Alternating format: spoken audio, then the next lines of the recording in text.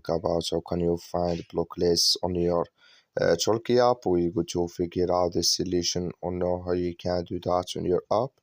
So you just follow these ways and it's going to work with you. So all you have to do, you just go down here, click on this sign down here. When you just click on it, so then it's going to take you to your profile. It's going to show for you like this. Then all you have to do now, so you just go here, you go above this sign, click on it. When you just click on it, it's going to take you to this list. It's going to show for you like this. So then you click here on manage block list, you just click on it here. So then you come to this list, it's going to show for you like this.